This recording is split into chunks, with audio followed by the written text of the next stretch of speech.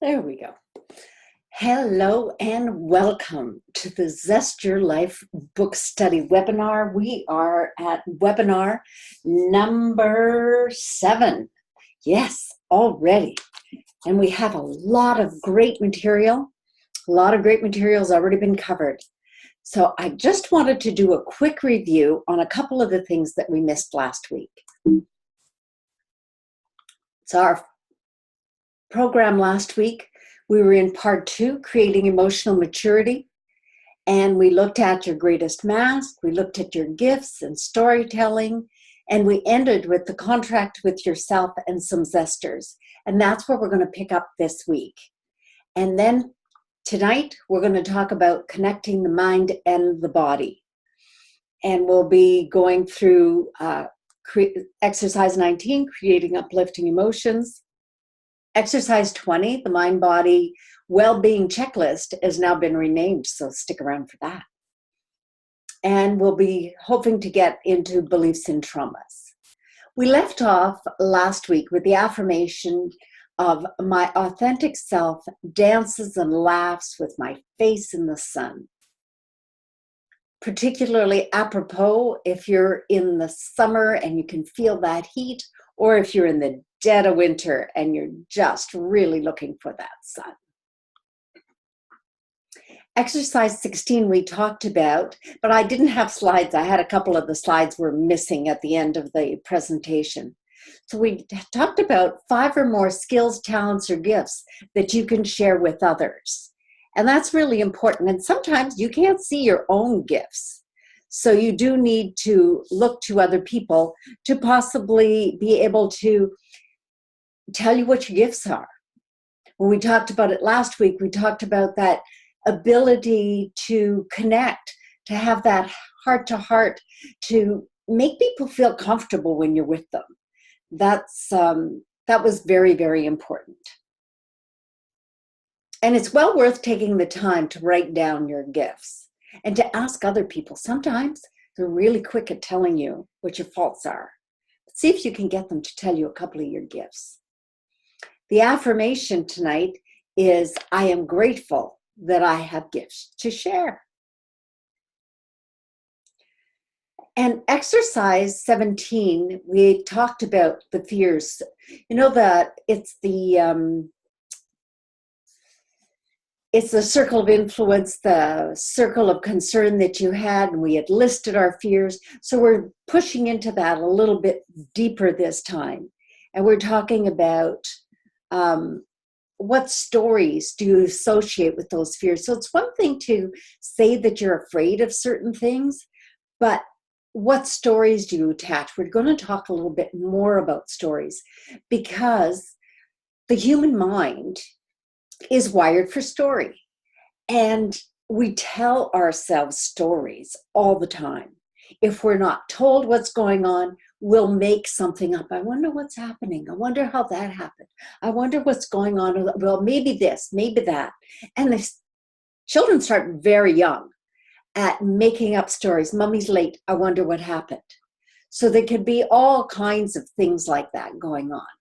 Or daddy hasn't been home a couple of nights in a row. They don't know what the story is unless they're told one story and they said, no, it's okay. Daddy's out of town or mommy's out of town. So it's really interesting how the human mind is really wired for storytelling. And we need to really take a look at what stories we associate with our fears. It could be a fear of betrayal. It could be a fear of abandonment. Well, I remember I was left in the grocery store as a child. And that abandonment issue may come up again and again. But then you take a look at it now as we talk about emotional maturity and the fear that you felt when you were abandoned or you perceived that you were abandoned in the grocery store, probably not. But it could be a story that you tell. Even a story that you tell in jest can sometimes have that influence. Because fears and stories, they hold the beliefs. So you could have that fear inside. You tell the story about being left in the grocery store. And then you believe that whoever left you there, your parent, forgot about you, didn't care enough about you. There are all kinds of beliefs we can create about that. It could be created about the world is not safe. I need someone to rescue me. So that's what happens. Because that's where it's the fears and the stories that hold the beliefs that created the masks. And last week, if you haven't seen that episode yet, please go back and take a look when I showed you my personal masks and the in and outs of being a cunning person who projects ruthlessness. And those masks, you want to get rid of them if they no longer serve you.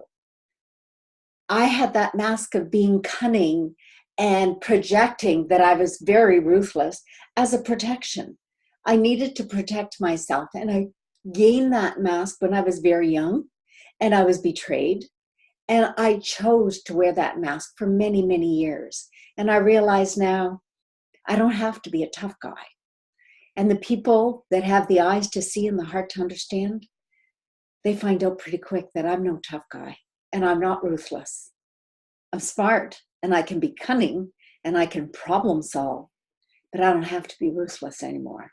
It doesn't serve me, so I was able to let it go. And we did that by filling in the blanks for each mask we wear. I could have stood in the middle of the store and cried, but I hid in the washroom. Whatever it is, you see, you could turn it either way. I could have asked one of the sales clerks for help, but I didn't speak the language. So we make up those stories, and they often start with, I could have, but. I would have, but. I would have is very often followed by, but I was afraid. And I should have. Should is a very loaded word. Should is loaded for me. I interpret it as being loaded with regret. I should have, shoulda, coulda, didn't. I should have done this. I should have done that. And it's that remorse and regret and that guilt that's associated with often could be tied into yourself.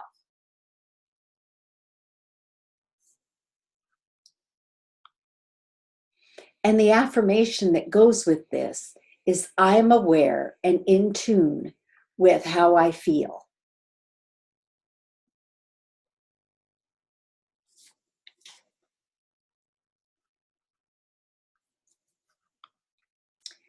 The next exercise is ZESTERS. And as you know, the book is written in 4 parts, and at the end of each part are ZESTERS. This is chapter 9 in the book and page 129. But if you printed off the workbook that goes with all of these, there's a workbook with all of the exercises. Oh, I was losing my word. So this is one of the ZESTERS. You can write a contract with yourself. It could be as simple as this example. Every day, I love myself and tell myself, Linda, I love you. Every day, I treat myself with respect. Every day, I look into the mirror and I smile. And fill in the next one. I'm going through these pretty quickly because they were well covered last week. And the call to action is also at the end of each section. So the call to action is to choose a few Part 2 ZESTERS that you can implement today. And I'm really fond of the wow, within 1 week. So complete this sentence. I trust my emotions to guide my zest by taking action and doing the following. So trusting our emotions could be about being very aware if we are wearing a mask, being aware if it serves us, and being prepared to let it go. Just say, I don't need that anymore. I don't need to pretend to be this when I'm really not there anymore. This affirmation goes with a lovely piece that's in the book by Dr. Joe Vitale. And that's how I got Dr. Joe Vitale to actually endorse the book. You'll see his endorsement is here at the back of the book. Dr. Joe Vitale was one of the stars of The Secret. And he tells this story, and I was quoting such a big piece of it in my book, and I didn't want to fudge it up. And it's like 2.5, 3 pages in the book. So I asked for permission to use it. And then as though by divine inspiration, I got the message that said, what the heck, you're writing anyway. Ask him if he would read your book and if he would endorse it. And he did. And the one thing he talks about on the back of the book is the ZESTERS. They really work. And this is a story that he talked about a psychologist, I think he was. So you can see why I quoted it. I don't want to mess it up. And I've read it 100 times. He was hired to work in an institution in Hawaii. And he said, I won't even see the patients. Staff were quitting. There was violence. It was a horrendous place to work. And he never saw a single patient. But by sitting in his office, and he repeated, I love you. I'm sorry. Please forgive me. Thank you. And pretty soon the vibration of those words changed the institution. Staff, the absentee rate went way down on staff, so they were coming to work. There weren't so many people quitting, and the whole atmosphere in the place closed. And he called this system Ho'oponopono. And Dr. Joe Vitale, and I can't remember the doctor's name that he wrote this with, they wrote a book together. And it's really quite a fascinating process on just reconfirming those affirmations and saying positive things into the world and what a difference it makes. Whenever you feel stuck, even if you're in the middle of a fight with somebody, try it. Just say, I'm sorry. I love you. And it doesn't matter with order. I've tried it in all orders because whatever's the first thing that comes out of my mouth seems to be the most appropriate at the time. Now, I love you. I'm sorry. Please forgive me. Thank you. And you don't even have to pause in between. Now we're into part 3 of the book, and it's all about connecting the mind-body. And to be creating uplifting emotions is what exercise 19 is all about. Now, you're probably familiar with Reverend Joe Olston. He has a church in Houston, Texas, that I hope to be going to. And I really like his work. He's so positive. I was first introduced to him when he was on Oprah. And he says, whenever you say, I am, whatever you say after the words I am follows you. So if you say, I am tired, you'll be tired. You say, oh, I'm so frustrated. Or one of the ones I hear all the time that I try to get people to change is when you say, oh, I'm crazy busy. If you keep saying I'm crazy busy, you're going to be crazy busy. We don't want that. We want to have a reasonable amount of excitement. I have exciting work to do. And the whole word crazy just bothers me. There must be a belief or an old thought from the past that's stuck in there that maybe I was called that too many times. And I try not to use that word. And I just find that it's not comfy to use that word. And we're all smart enough that we can pick another word that's going to be much more appropriate. So start your sentences and be conscious of when you say I am, that it's followed by whatever you want to follow you. So it could be, I'm really looking forward to a good night's sleep. How that changes from I'm tired to I'm really looking forward to a good night's sleep.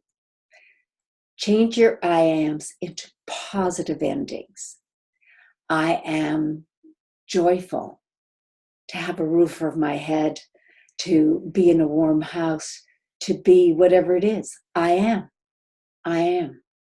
And sometimes you can just say, I am. And that's a great place to get to.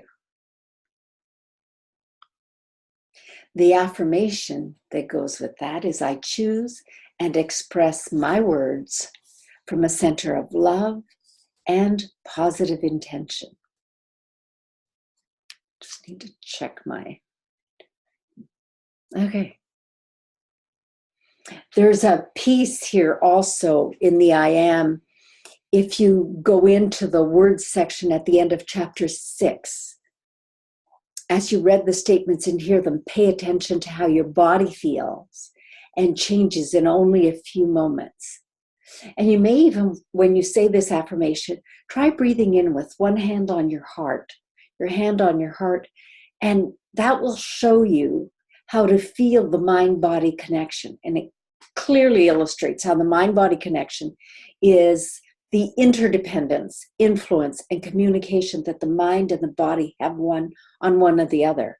So if you put your hand on your heart and you say, I'm tired, and then put your hand on your heart and say, I'm really looking forward to a good night's sleep. It sort of makes me laugh just thinking about it. Now we're looking at exercise 20 that used to be called the Mind-Body Wellbeing Checklist. And now I can't pull it up without shutting all the recording off, but it's cute as a button. I changed it to be called the Zestometer. And what it does is it's a series of questions, and I'll be changing it because I think there could be some tweaking done on this, but it's on this particular URL. And you could pull it up, lindababulik.com/ZESTO, and it's the letter O, and it's meter, METER, Zestometer. And what it does is it measures the amount of zest you have in your mind-body zest together. It's really cool. And the nice thing about it is that you'll know exactly where you stand. And the thing is, it'll show you where your strengths are, and it'll show you where your weaknesses are. And trust me, we are never, ever tested against our strengths. We're always tested against our weakness. When somebody's going to come at you and be aggressive, it's going to be not when you're in your finest hour. Trust me, that's just the way it works. I remember when I was teaching in the auto parts suppliers to Honda, I was teaching my fundamentals of leadership program to them. And I said this to the guys, and I said, do you ever notice how it's always Monday morning when you're hungover when you come into work? And that's when your staff is going to give you a hard time. I'll tell you, I got a good laugh for that one. Everybody thought that was very true. And the affirmation to this, after you've done it and gotten your score, and if you have any questions, connect with me. It says, I dedicate myself to improving my mind, body, zestometer score. In exercise 21, we are looking at your beliefs and traumas. Now, I'm running through this fairly quickly, but you're going to probably want to spend a bit of time to do this. And I'll walk you through each question and just pause so that you have the chance to take a look. Your beliefs that you have today are based on your past. And you need to constantly monitor, are these beliefs still valid? Or do you want to change your beliefs and base them on what you know to be true now? You can also do this exercise with a partner and discuss the history that both of you bring to the table about sex. Let's face it, I was told when I was a student that if you take down someone's sexual history, you pretty much know their whole life. And that took me aback, but I think they're not far off. It's very possible. So find out what sex really means to your partner. And that's what this session is about. It's about sensuality and sexuality. What does it mean to you? Is it pleasure, freedom, security, or status? This will also assist you in identifying each other's current blueprint, and it may help you discover areas that you have in common, and also areas that you may have great differences on your preferences. And this goes back to how your beliefs were formed. And what beliefs and rules do you have about physical sensuality and sexuality? What did you see around you that created those beliefs and told you what the rules were? Because let's face it, our image makers, they gave us rules about those things. Do it, don't do it, how to do it. Just don't was what I heard a lot. I didn't even know what they were talking about, but it was always don't. And what rules were imposed on you? What were you told you were not allowed to do? There are many rules, there are many cultural values that come out.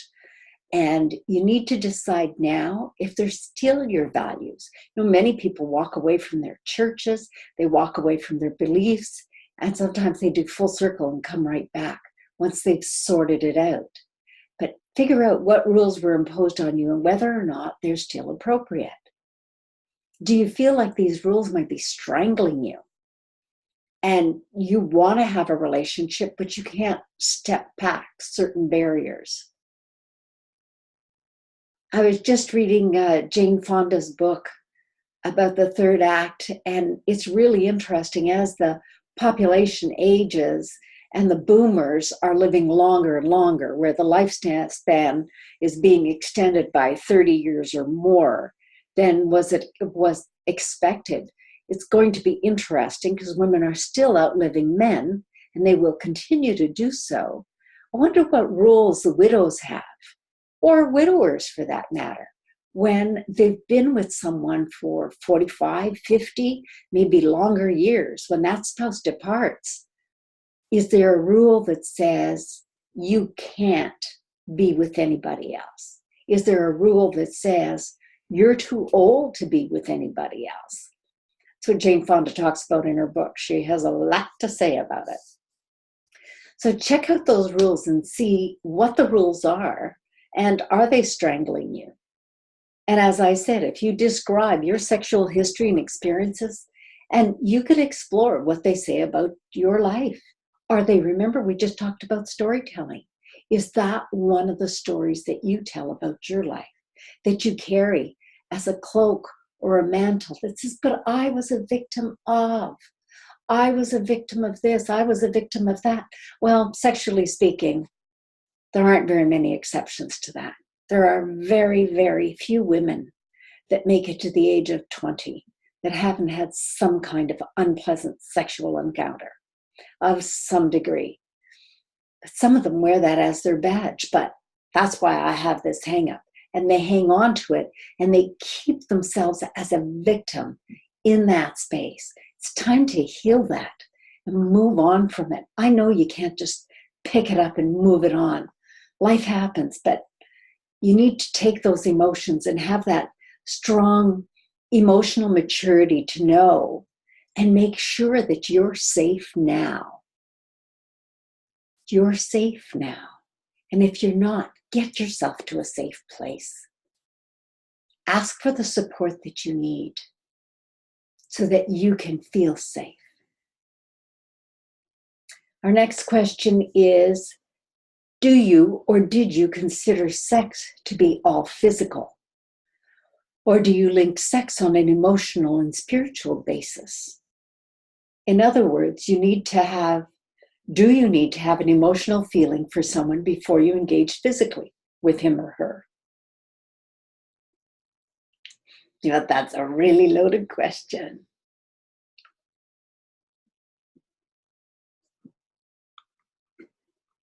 We have more in the beliefs and traumas. What about verbal programming? When you were a child, what did you hear about sex? You might have been in another room, heard a couple having sex, maybe more than a couple. What did you hear? Did you find sex toys in your house? Did you hear conversations about sex? So what did you hear and how did that create beliefs in you? And modeling, when you were a young child, what did you see? Did you see a lot of affection? Or Did you never see your parents kiss each other? I remember my mother-in-law telling me that she never saw her other son, I married the one son, her other son, and his wife ever show any affection to each other. Now, I'd seen it a couple of times, but they weren't a touchy-feely couple. And certainly in my family, there wasn't much touchy-feely, huggy, I love you stuff going on. And I made sure that and I think I talked about this last week. My mother was young. Well, I was young and she was young when she passed away. And I wanted to make sure I told her I loved her. At least once. I saw it on TV. I thought it was so cool. But when I raised my family, I made sure I love you is a big part of the vocabulary. So specific incidences, what pleasant or unpleasant experiences did you have related to sexuality and sensuality when you were young? Did you have pleasant experiences? Was there that one person who just leaned over and gave you that very soft kiss on the lips? Or was sexual assault or rape or incest your experience? All of those things, whether they're pleasant or unpleasant, they create your beliefs and they can create trauma in you. Even a soft, tender kiss, depending on the circumstances and the story around it, could have unpleasant memories.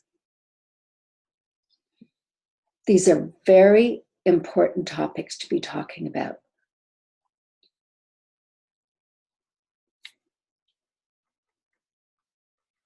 And when you get through all of those exercises, this is what we're looking at. My zest energy is strong and vibrant. I almost said and vibrating. It's all that talk about sex talk. Let me take that again. My zest energy is strong and vibrant, and I contribute to the greatest good of all. And that's what we need to do. As we heal ourselves, we heal those around us. And as we heal those around us, we'll heal the world. And I don't know about you, but what I'm saying needs healing. And the call to action is one of the last parts. In each section, we have the call to action. We have the zesters in there. And part 3 contains a long list of zesters to connect the mind and the body. So pick a few that you can implement today. I don't have the book opened at that page, but a few off the top that I'll give you that are my favorites is to really connect with how you feel. For example, you take a shower or a bath. You're in the shower and just smell the soap and just feel that water rushing on you and just feel in your heart and your body what it does. But what does it do to your mind? I have my best ideas in the shower. Sometimes I'm tempted to take a marker and write them down, even though I'm trying to be Zen-like and not do my to-do list when I'm in the shower. What are things that you can do? Take mindful bathing. Don't do your to-do list if you can avoid it. That's how I think I get the brilliant ideas, because all of a sudden it just snaps in there. Complete this sentence. I zest my mind, body by taking action and doing the following. It could be reading a good book, could be reading my book again. I know someone that's read it at least 3 times already, and it's great. So there are many, many things you can do to connect your mind and your body. One thing that I learned was I was listening to podcasts when I was exercising, and I got sick. And I think it's because my mind and body weren't connected. My mind was listening to the podcast, and my body was doing what it was doing, and there was no connection. So, of course, I got sick right here in the throat chakra. I had the cough for 3 months. They called it the 100-day cough. I think it went on longer than that. So the affirmation that we follow with is, I am reaping the rewards of my personal effort. I'm looking at my notes here if you wonder what I'm looking at. They're on the iPad. So the next exercise is, if we're in part 4, called Live Your Zest. This was also, a lot of this book was part of my corporate training program that I provided to my corporate clients. So the whole piece on communications that now I call relationships in here, the whole listening, everything, all of that was part of it. And part of my corporate training program, the very end of it, was focus on people. That was the name of that last module. And it has a lot of the same content that Live Your Zest has. Spiritual connection is exercise 22. So we want to follow these steps and these questions to uncover your spiritual connection. The human mind is really quite fascinating, because if you pose a question, even if no one raises their hand to answer the question, apparently our brains go straight into giving an answer. Even if it doesn't come out, our brain formulates an answer to every question we're asked. Or it tries to. I don't know how good we are at every one of them. So what is the greatest barrier that is stopping you from connecting to your higher self? Your higher self is what some people might call the divine, the spirit self, the superconscious. There's a lot of different names for it, but for the sake of simplicity, I've called it your higher self here.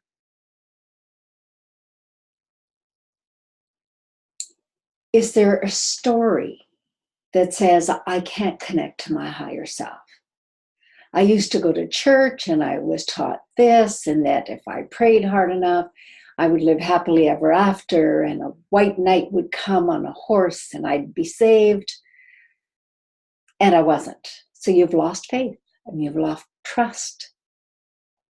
Is that stopping you from connecting to your higher self, or to what I connect with my spiritual self, or I call it connecting to the universal energy, or just connecting to the universe? I really like connecting to the universe, because it makes me feel like I'm not just a cog in the wheel, that I'm a vital part in the universe, as is everyone else. We are all here to add our energy to the planet. And if you have a story connecting that's stopping you from connecting to your higher self, can you state the facts about that? Just the facts. Remember, we practice that. And you know you're finished when you start repeating yourself, when you're telling the same thing again and again. And what are these barriers? Are they attached to a belief? And can we disconnect that belief now if it no longer serves you? And then how does it feel in this moment? What are you thinking of that's causing those feelings? Because that's what's going on. Because our thoughts create those feelings. And what is the belief that's attached? Can you identify where and how you acquired that belief? And ask yourself the question, with what I know about this situation, is this true? Because sometimes we think we have all the facts, and sometimes not so much, eh? And ask yourself again after some thought, am I sure it's true? Or did I just make up this story? Am I drawing conclusions where there was no conclusion to draw to? And you may want to ask other people for their opinion, other family members that were there. What did they see? What did they think? And ask yourself, with what I know about the situation, is this true? And you may have a fear or belief about something, and you don't know where it came from. So let me tell you a little story. So my sisters and I were out at my younger sister's cottage. She didn't have electricity to the cottage then. It was a big generator, big noisy generator, way away from the cottage. We had to go at the end of the night, the evening, with a flashlight, the dead of northern Ontario, shut off the generator for the night so we could sleep, so we could hear the loons and the birds and everything. Otherwise, you couldn't hear it over the sound of the generator. So we went out, and all three of us are just shaking in our boots, laughing like fools. There couldn't have been a bear anywhere near us because we're so noisy. But when we got back into the cottage, my younger sister said, I wonder why we're so terrified of bears. I said, well, I know why. We used to go up to our cottage, the family cottage, and they had a picnic area that had bears in it. They had a couple of bears, and not a very big, probably the size of my office here, which is not huge, a couple of bears in it. But at that time, they only had a single chain link fence. Yeah, single layer. Now, you know, they've got the single layer, and then 3 feet out, they got another whole chain link fence. They didn't do that then. And I remember being there, and there was always somebody that would take a stick and poke the bear, and the bear would turn around and growl. Well, I remember one particular time, my sister and I were standing there, watching the bear, watching this going on, holding each other's hand, a little bit afraid. Yeah, sure, go ahead, go see the bear. And Dad came up behind us, because he always thought he was so funny, put his hand on each of our shoulders, just, wah. I can still feel his hand on me today. The two of us jumped. Oh, we thought we were attacked by that bear. I remembered what had happened, but my younger sister didn't remember that incident. See how that works? She didn't remember the story, but she was still imprinted by the belief, and the fear, the feeling of fear was still with her, the belief that the bear would harm her. No wonder we were afraid of bears. Well, we had a good laugh over that, but we're still cautious around bears, gorgeous as they are. So take a look at it. Is it true? Have your thoughts changed about how you feel about it? Once I told her the story, now it helps me to sort of figure out where that came from, and it changed her feelings and her thoughts. And can it tell it again? Can you make it as light as I can? I could have told that story in a way that's very traumatic. Oh, you wouldn't believe what happened. We were victims and it was horrible. But looking back on it now, I realize my father didn't mean any harm. He just thought it was being funny, not particularly funny. Also, probably something I would have done to my kids had I had the chance. I did other funny things that they weren't amused by, and probably they're sorting them out now. I need a little breath there after the bear story. Yes, the beautiful bears. So, exercise 23. I'm just going to do a time check. Okay, we're pretty good. Exercise 23 is something that I do with my clients.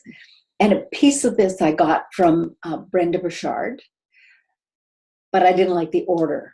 So I added in the positive piece first. And if you know me, you're not surprised at all that I've done that. Just checking here. Okay. So this is about finding your satisfaction, your frustrations, and your desires. So find the feelings of satisfaction, appreciation, and gratitude in your life. These are the questions I ask. What satisfies you the most about your life?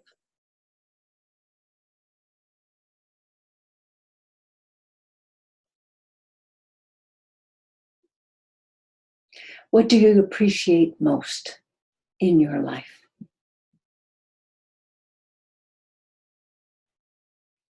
Can you feel how your feelings are changing, your emotions are changing as we go through these questions?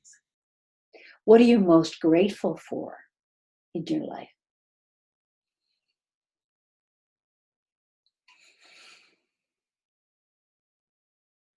And I realize these questions are all very similar and they could have the same answer, but try to have a little bit different answers. What are the sources of your satisfaction, appreciation, and gratitude?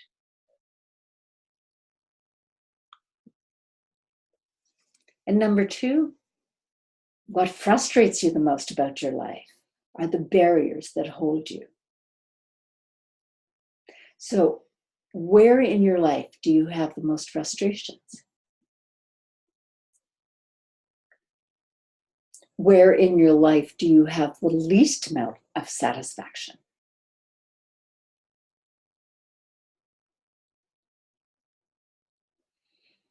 Least amount of satisfaction and frustrations are a little different, eh? Who frustrates you? Is it your job? Is it someone in your job? Is it your relationships? Your boss, your family, your friends, your situation? It's complicated. Is there frustration there? Is there a particular relationship that you find frustrating?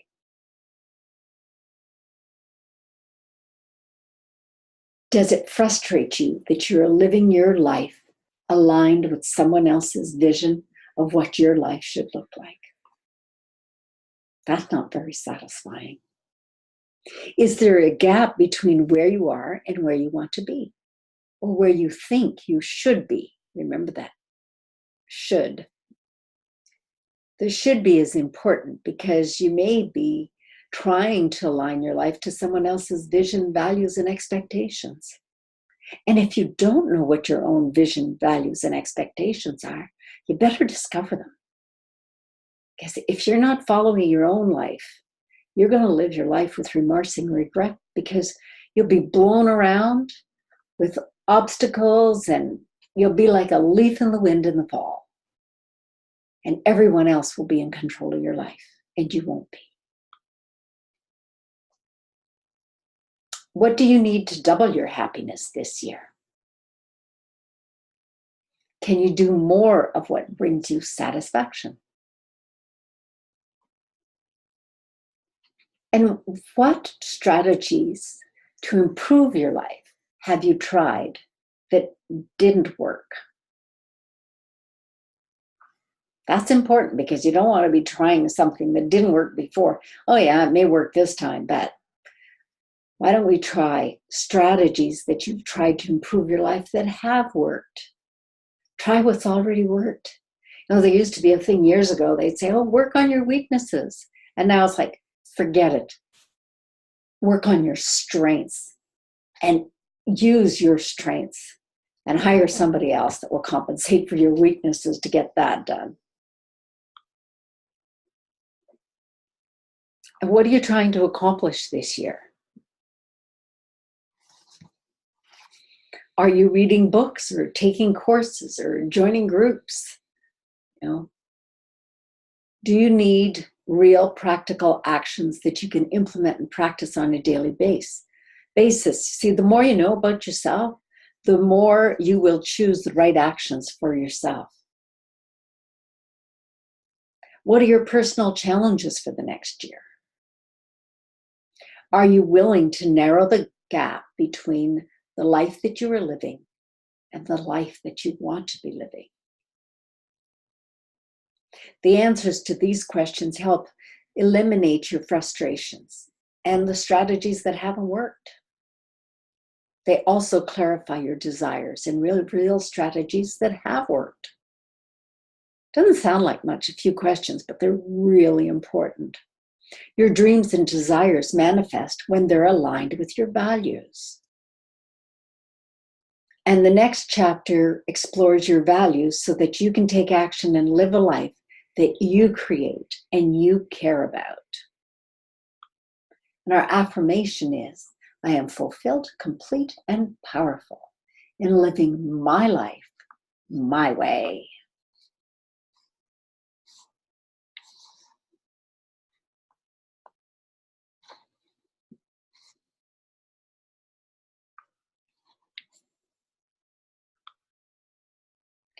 So thank you so much for this evening. We just finished our exercises, and I think we're a little bit ahead of time, but I'm sure it'll take you more than an hour to get through this if you're diligent about putting the questions and answers together and having a zest to your life. And remember, zest is contagious, So share the zest. Connect with me if you have any questions.